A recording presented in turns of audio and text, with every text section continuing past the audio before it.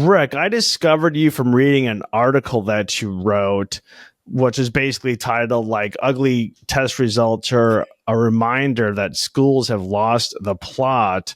And it turns out that every year, was it fourth and eighth graders do this test. It's kind of known as like the nation's report card. And basically, all the national scores are below pre-pandemic levels in all tested grades and subjects. This is, of course, since 2019. We're, 5 years removed from the pandemic. How have the scores not even gotten back to pre-pandemic levels? This seems insane to me, Rick. Yeah, man. I mean, it's even worse than that because it turns out that scores were headed down since 2013. So when the pandemic started, our kids have been doing worse for a half dozen years. So we're really on about 10 or 12 years of a downward slope. Yeah, what you're talking about, the Nation's Report Card, they do fourth and eighth graders. They test them in reading and math every couple of years. And yeah, it's a terrible picture. The pandemic, it turns out that keeping schools closed was a horrible mistake. That it had all kinds of knock-on effects for kids. It got them addicted. It got kids even more addicted to social media and devices. It really shredded a bunch of their social networks. It taught a lot of young kids to like not have normal social interaction. And so that stuff's continuing to play out.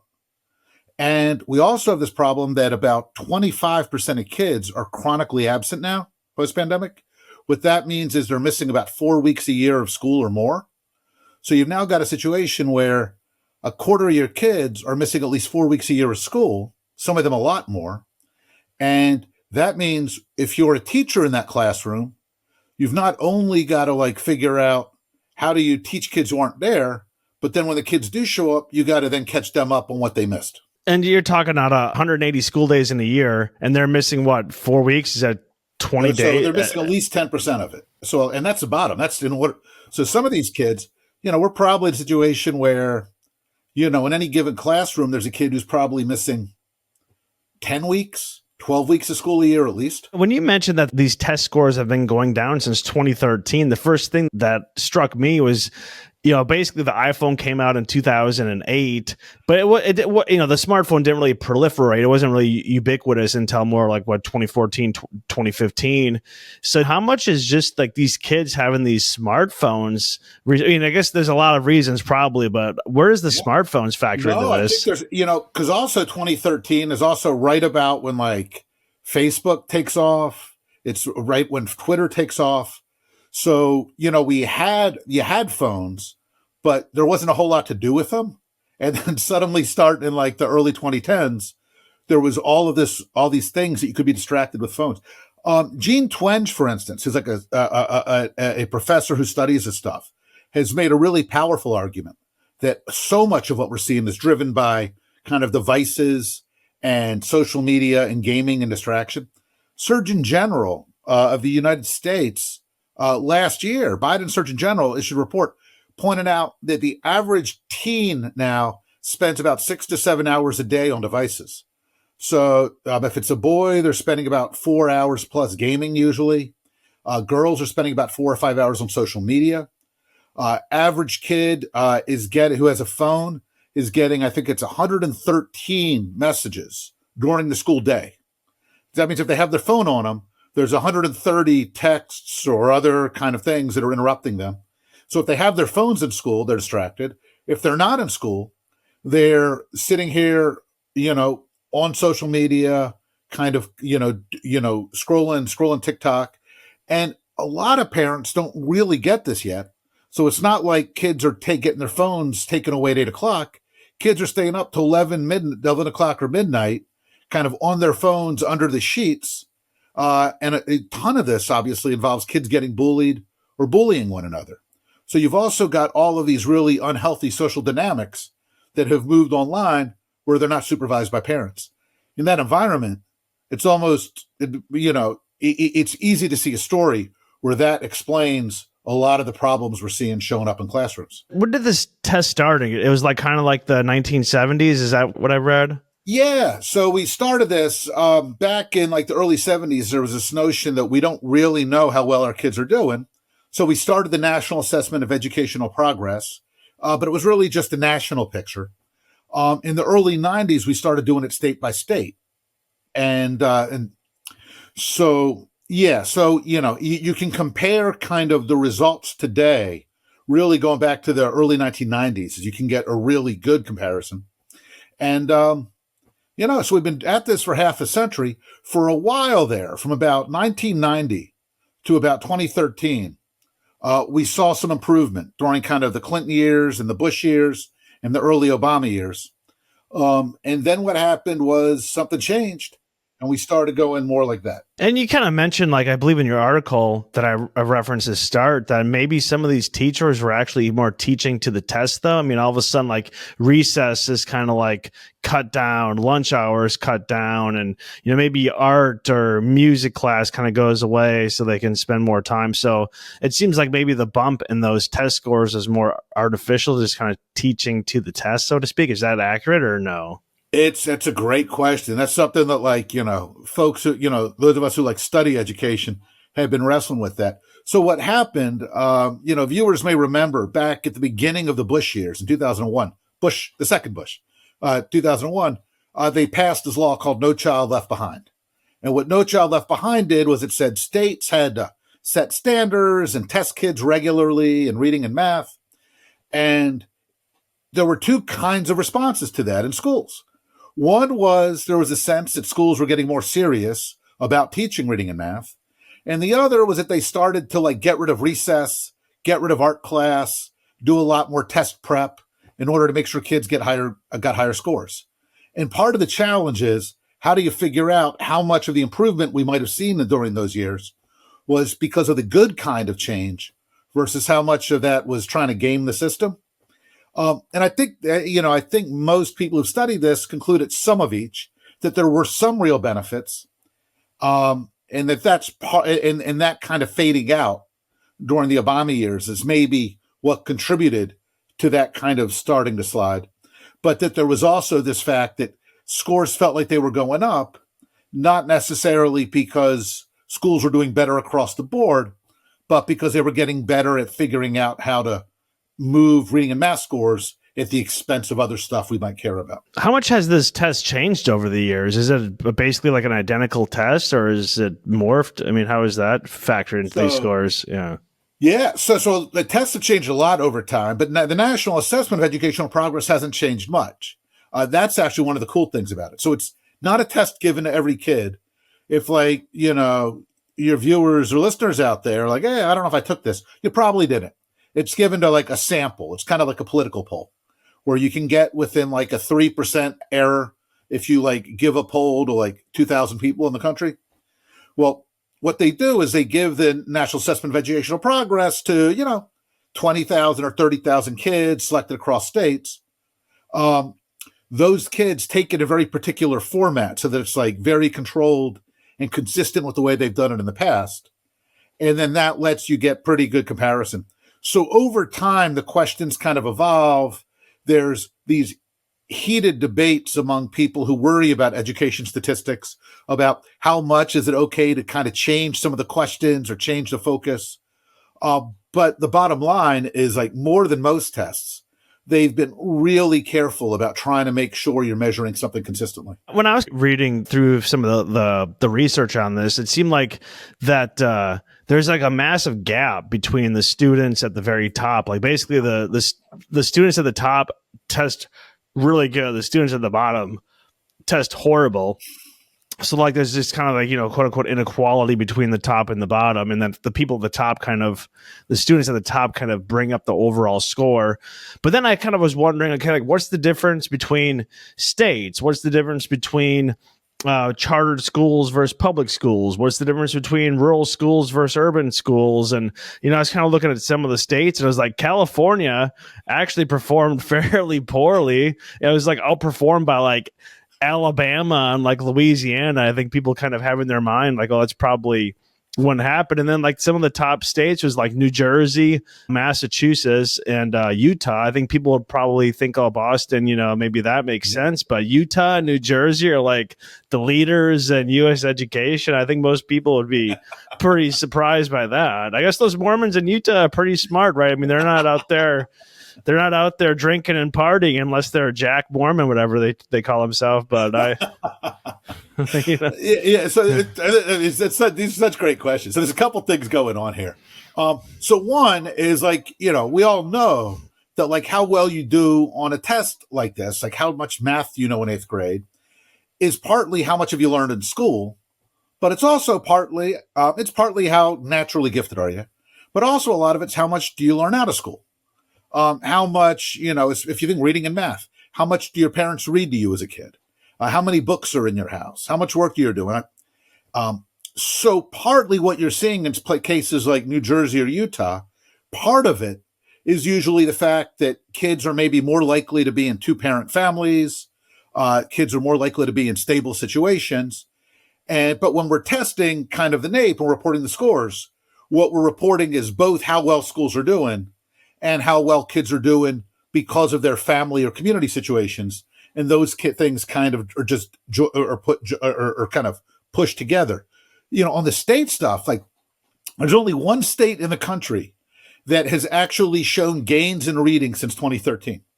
One state in the country. If you ask people, it's probably like the 45th state they would guess. It's Mississippi. 49 states have gone down. Mississippi has gone up a bunch. Why is that? They've had a really smart approach to how you teach reading. They've really tried to leverage what we've learned about what we call phonics, stuff like how kids do the building blocks of language. They require that teachers use kind of scientifically grounded ways to teach reading, and they try to make sure their teachers are trained in this stuff.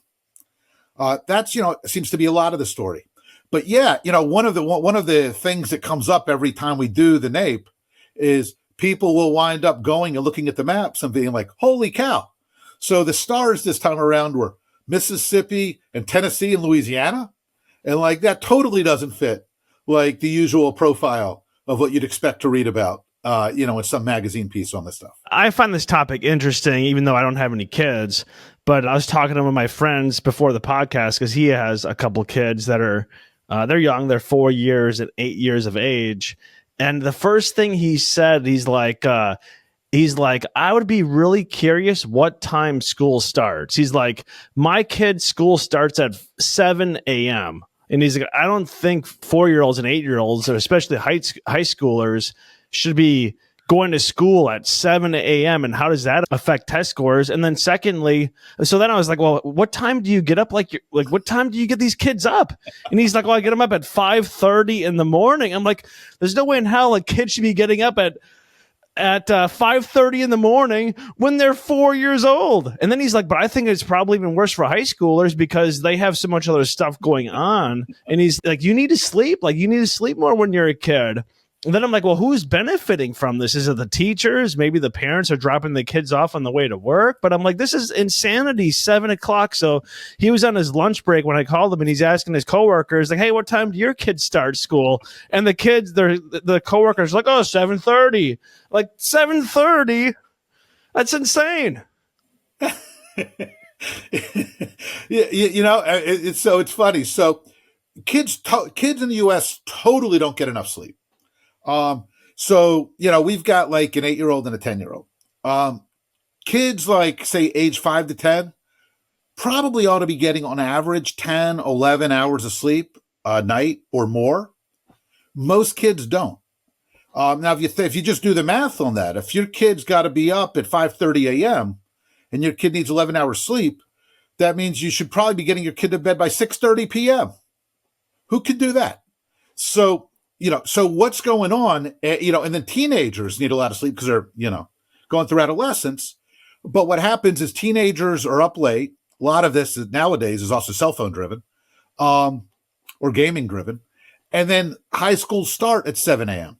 A big part of what's going on is school districts have these bus fleets. They only got so many buses. And in order to not have to buy too many buses or find too many drivers, what they want to do is be able to have the buses do multiple shifts.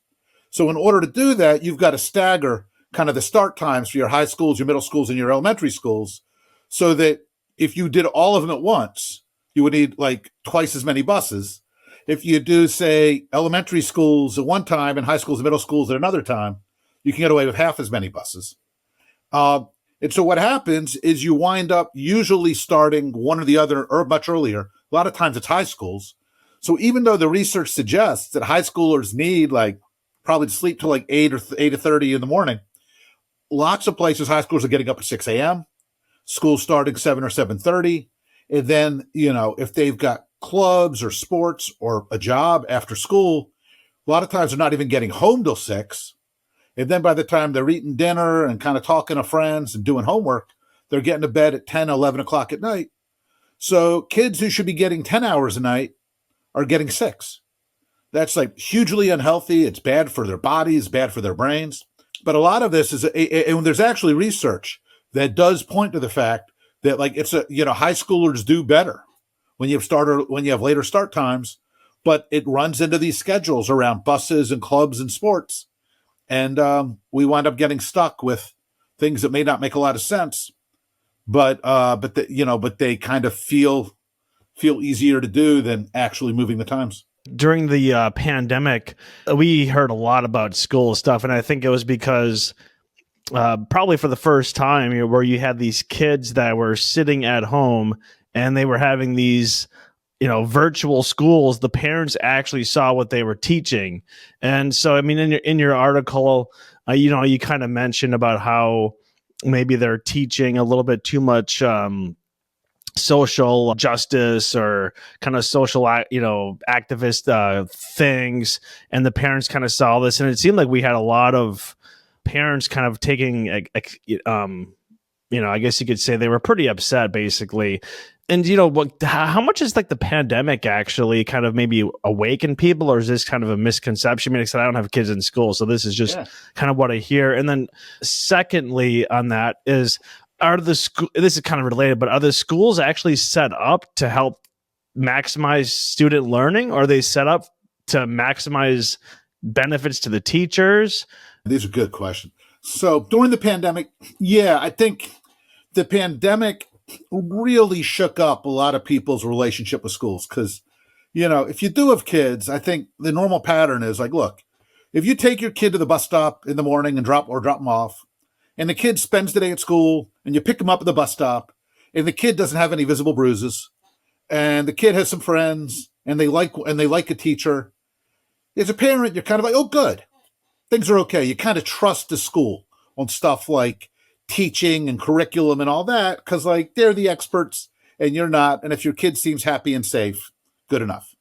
And what happened with the pandemic was all of a sudden schools were like, yeah, you're on your own.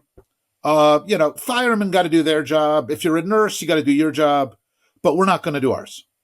And that really infuriated lots of parents who count on their schools. And then when they were watching over their kid's shoulder, most schools didn't do anything close to a school day online. A lot of them did what they called asynchronous instruction, which was they would have the teachers do 20 minutes of talking to the kids, and then they would put a couple of assignments online. And it turned out they were telling parents kids did a whole day of schoolwork, and they did it in 90 minutes. So parents are like, A, I've got to kind of supervise my kid. B, you're not actually doing much of this. C, I'm not real impressed by what I'm seeing. And D, what the hell's my kid doing all day? If you can do a day of work, a day of schoolwork in 90 minutes or 2 hours, what are they learning the other 5 hours? So you really saw, for instance, you see the lowest public trust in schools nationally since they've started polling this question 25 years ago. And I think that's a direct consequence of the pandemic. And partly what people saw, and what's related to this whole lousy NAEP performance, is they saw that, especially in the years leading up to the pandemic, and especially during it, after George Floyd was killed, and a lot of the conversation about race nationally in 2020, a lot of schools embraced what they called anti-racism, or DEI. And so, for instance, the famous KIPP charter schools, Their slogan forever had been "Work hard, be nice." They threw out that slogan. They wrote a letter to everybody saying, "Work hard, be nice" is a legacy of white supremacy culture. We can't do that. The idea of personal responsibility came under attack. So what happened was there was a real concern in the education community that a lot of things that are building blocks for good education, work hard, be responsible, kind of suddenly these values came under attack. And a whole lot of parents out there were like, this is insane. And so you're seeing part of that blowback. And so I think when you look at like this moment, you look at a lot of the distrust over DEI, a lot of the fights around like school sports and gender. A lot of that was seeded by kind of this frustration that came up during the pandemic.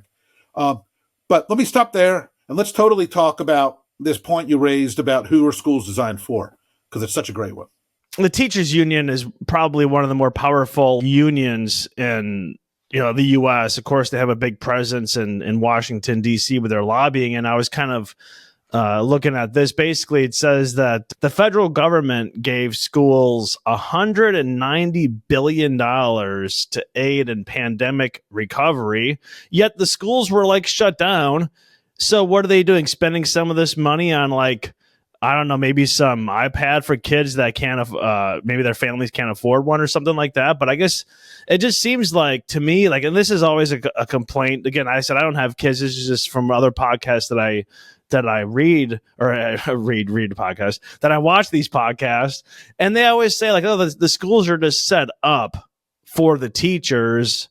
And like I said, like, for what time should a school start? Honestly, maybe a school should start at 10 a.m. if it was better for the student. And then the other question I have is like, it seems like a lot of the schools were set up more for a manufacturing economy or for, factory workers. We've gone away from that. We're a service economy. We're, but I think that benefits more the teachers, where you have these set hours and you have like kind of this regiment and you have the hierarchy and things. It doesn't benefit the students at all.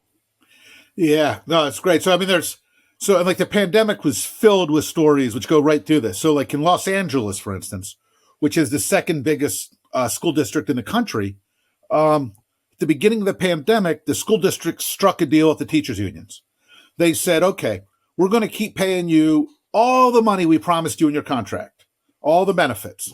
And in return, you guys have to agree to work half a day. And we can't expect you to teach during school hours, and we can't expect you to teach live online. Like, how is that a deal? Like, you're paying the teachers their full salary. They're going to be home. But you could have been like, look, our contract was you work a 7-hour day. Work a 7-hour day. Teach your classes online. Do Zoom counseling with kids.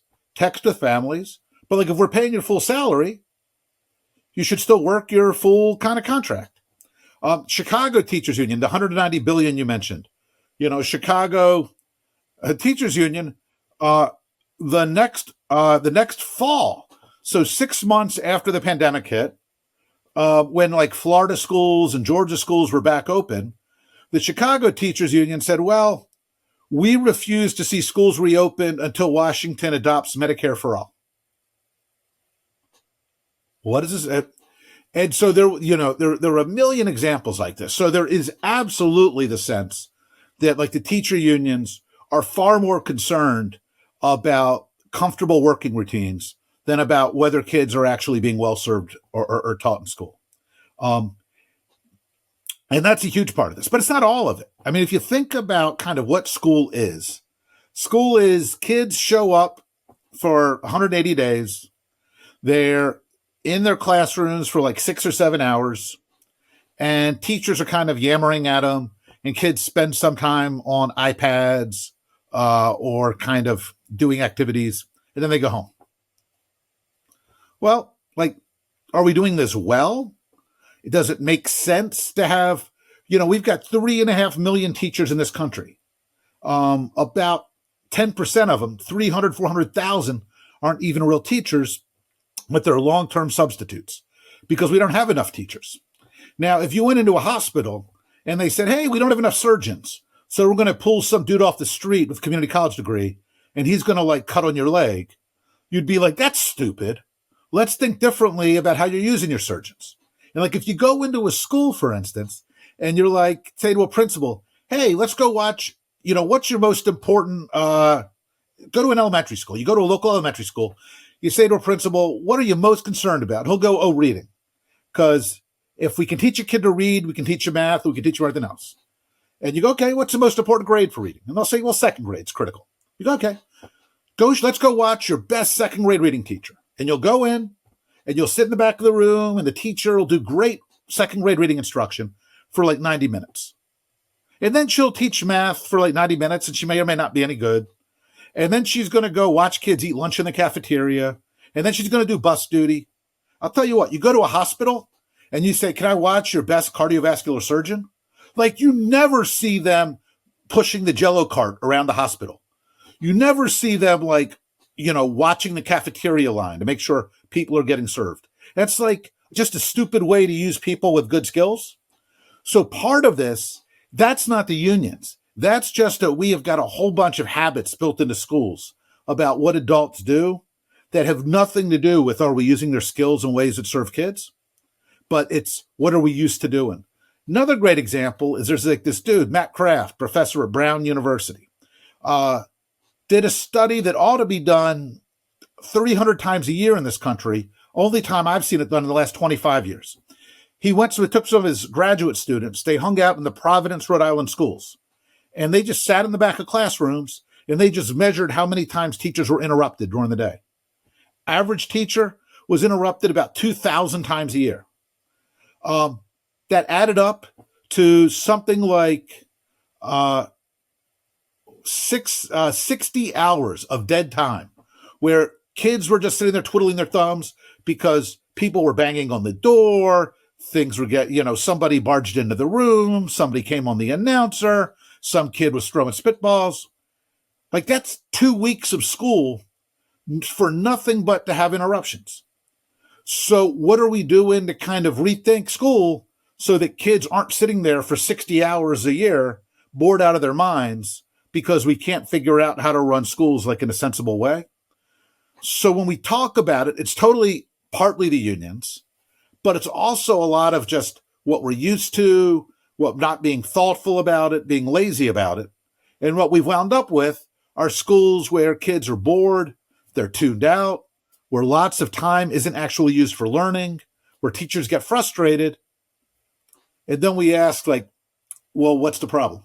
Yeah, I thought it was interesting where you mentioned basically how you have these teachers and then they're also like, yeah, we're supervising lunch and they're supervising recess, and it's totally not a good use of their time. So they should be using that time to kind of relax, reset their energy. I actually taught English in South Korea, and I taught at a private school. Public schools, I heard, was like significantly easier, but I was talked into this by one of my friends because she's like, you get to pick the city you're in. She's like, you want to be in Seoul, you don't want to be like out in the countryside. And then she's like, oh, you also make more money. Well, unfortunately, I ended up with like a 10-hour a day, and I think I had about an hour of like free time. And in this free time, you're just kind of like going through, grading paperwork. And I had to do lunch. Lunch was the worst time. Like that was the worst experience of the whole day. And my very first day, or I don't know if it was one of the first days, I had 11 Koreans in class. They were they're like 4 to 5 years old. I was literally tackled. I had like these 2 twin girls like try to tackle me. The rest of the class piled on, and then the 2 twin girls are shoving straws up my nose. Like this is like one of my early, like the lunch was like absolutely hell. And then this is like in 2011. They had cameras. The parents could watch this at home. Of course, the parents are seeing this whole thing, but they were like really upset if the kids didn't eat all the food on their plate, or they didn't eat enough of their kimchi or whatever it was, and I'm like getting yelled at all the time about the lunch. I'm like, I shouldn't even be doing lunch. It's like, it just like zaps your energy for the rest of the day. Is to be like, I'm sure for public schools, like, kids are fighting a lunch break, a recess break, and probably like it was just a huge challenge for the rest of the day to suck your energy out like that. Totally. And I mean, and right in South Korea is hilarious because like the public schools are easier because they have, kids don't pay attention to public school because all of the real education in South Korea is like these tutoring schools that are like people privately pay for at night. So you also have these famous stories of like famously good South Korean teachers who are making $500,000 tutoring at night who kind of sleep through the day. And the kids sleep through the day because everybody's waiting for the rigorous stuff. Yeah, part of this too. So you're right about the burning of energy. It's also like, look, if you get hired as a teacher, the model right now is basically we pick you up, we drop you in your classroom, and then we say, go get them. Like if you're a lawyer, if you're an architect, if you're like a stockbroker, if you're like in almost any profession, that's not actually the way it works. If you're like a journalist, you're usually given like smaller beats. You're actually supervised by an editor who's helping you out. You've got senior journalists around you. If you're in a law firm, they're grinding you up. You're working your butt off, but you're doing work on somebody. In schools, we could do it that way. There's models like this. So there's this thing called like opportunity culture out of North Carolina, or this thing called School of New Classrooms that started in New York. What they say is, look, instead of like each teacher having to own the whole thing, and you got to know how, you got to be able to teach your 28 kids. And if you're a first year teacher, tough. And if you are absent, learning's just going to stop that day. Instead, New Classroom says, look, why don't we have teachers teach 5th grade to 8th grade math? Our 5th grade math teachers, all 4 of them, are going to work as a unit. So there's 4 teachers and 110 kids. And then what we're going to do is some of us are stronger at teaching some stuff. Some of these things we're actually going to teach in other ways. It's going to be like online tutoring is going to be piped in or other kinds of support. If you need continued kind of explanation, we can try other ways to tackle this with you or other teachers. One of the teachers is kind of the captain of the team. So the other teachers, if you got junior teachers, you've got somebody who's been doing this 15 years who can kind of like, lead the way, and you guys are working in concert. The results are fantastic. But again, it requires that you change the way the contracts look. It requires the way you change that schools are used to doing business. And it changes kind of the opportunities for teachers. Those senior teachers start making more money, but it also means the junior teachers are probably making a little less money. But that seems sensible to me. Because what I want to do is I want to pay and keep the people who've got an A game and let the younger people kind of grow into those roles the same way you do in other professional environments. Kind of switching gears here, if you can kind of talk about a little bit about higher education before you have to get going here. But I mean, so basically we have a lot of these K through 12 where a lot of kids are kind of graduating really without even basic math, science, and reading skills. But yet they're all told like, yeah, you have to go to college because you need to get a job. So then how does this impact like at the college level? I graduated from college about 20 years ago, but I kind of just thought it was a continuation of high school. And this was 2 decades ago. I couldn't even imagine now where it's like you have this grade inflation. They're just passing kids. You go to college. They have to dumb down the classes. And so how does this impact the education system in university? Hugely. I mean, you nailed it. First off, it's good for folks to understand that, most Americans don't have a college degree. And only of the folks in higher ed, or the folks who go to college of some kind, only about 1 out of 7 does what you usually think about, like in the movies, is going to college. Like only 1 out of 7 people in higher ed is like going to a 4-year college and living there after high school. 6 out of 7 are doing something else. A lot of them are folks in their 20s or 30s or 40s who are trying to get like a degree so that they can get a better job and feed their family. So that's kind of the first thing. But yeah, there's huge grade inflation in K-12. So the average grade for folks in K-12 is now like a B+, for instance. That's a problem. Grade inflation in higher ed is huge. Average GPA at the famous schools, like Harvard, for instance, the average GPA out of a 4.0 is now about a 3.8. So if you get less than an A- in a class, it's hugely embarrassing. and your mom's probably going to call and yell at the professor. So you've seen like this real direct effect. And what colleges have done, therefore, is they've had to really ratchet down their expectations. So lots of courses are pitched at a relatively easy level. And you will find, lots of folks in the places who've interviewed college professors, they will talk about how they no longer feel able to assign much in the way of reading or long writing assignments. So professors will complain that students now struggle at four-year colleges, not in the community college. Four-year colleges, students struggle to read 30 pages a week for a class. They have trouble reading articles that are more than 10 pages. Students think a 5-page writing assignment is really long and are very likely to lean on AI to kind of ghostwrite it in part for them. So kind of our notion of how much work we expect kids to do in college has plunged, and the rigor of the work they're doing has plunged. And that's a real problem. And how does the U.S. kind of compare to other countries? I was kind of looking around, and was it like PISA, PISA, which compares, I believe at 15 years old, they've done it since 2000. And like in reading, the U.S. actually jumped up to like number 6. And I think a lot of like the U.S., I think generally is in the 30s, something like that. But it seemed like a lot of countries have really, their scores have cratered. The U.S. really hasn't improved their scores. They improved their ranking just because of the scores collapsing. And I imagine this all has to do to COVID, if I would guess. But yeah, totally. Pandemic was worldwide, and a lot of countries shut their schools. Not many as long as we did, but a lot of countries shut their schools, and that had real big impacts. And cell phones, or with social media, are worldwide, and so these things are affecting kids. Yeah, there's 2 big international tests, PISA and TIMSS. They've been given over the last like 25, 30 years. Sometimes folks will go online and they'll see where U.S. used to rank, like in 1930, and they'll see we were number 1. That's not true. There were no tests in 1930. That's just all made up. But generally on PISA and TIMSS over time, as you note, the scores move around some. But generally, we tend to rank very middle of the pack of this stuff. We're not awful, but we're not especially good. And given that we spend, like in K-12, so kindergarten through 12th grade, there's about 54 million kids in schooling in the U.S. in public schools.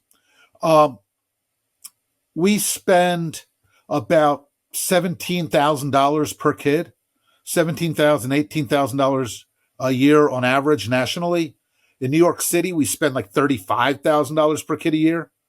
In Utah, it's more like $10,000, $12,000, I think. But we spend a lot of money, about as much as anybody in the world.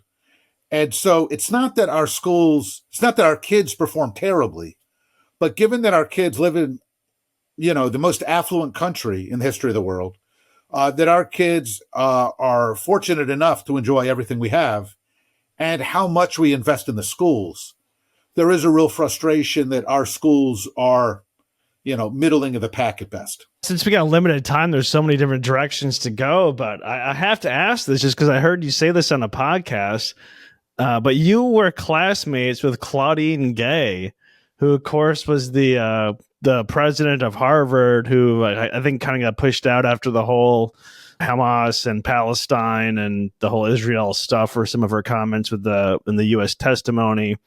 Or U.S. Congress, whatever. And then, of course, turns out that she was busted with plagiarizing stuff.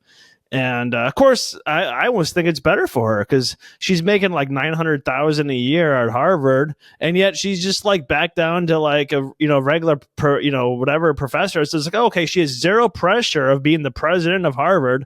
She's making her $900,000 a year. And then, part of me was thinking like maybe if she was super smart, this is all planned. Like, oh, yeah, of course that's plagiarized. And like, send me down to the minors, she's like totally like she's next level. I actually respect that move, Claudine. She knows what's going on. What do you think? You're classmates with her. Is she already like, know what she's doing here? Man, I like that. It's like Dr. Evil level, 4-dimensional chess. Being a professor at a famous institution is like the best gig in the world. Nowadays the norm is they teach like one course in the fall and one course in the spring, maybe two. So that's 3 hours a week for 13 weeks. And then you got to do office hours for an hour a week. And, the most of your time is spent doing God knows what. And then and so, if you have to get tenure, you got to write lots of papers nobody will ever read. You got to chase lots of grants. But once you're tenured at one of these places, it is a phenomenal job. And it's funny. We got our doctorates, our PhDs in American government together. So there were 4 of us at Harvard back in the day. This is 30 years ago. And it's funny. You never know. So I spent a lot of hours with her in these little classes talking about stuff. And you never know how people's lives are going to shake out.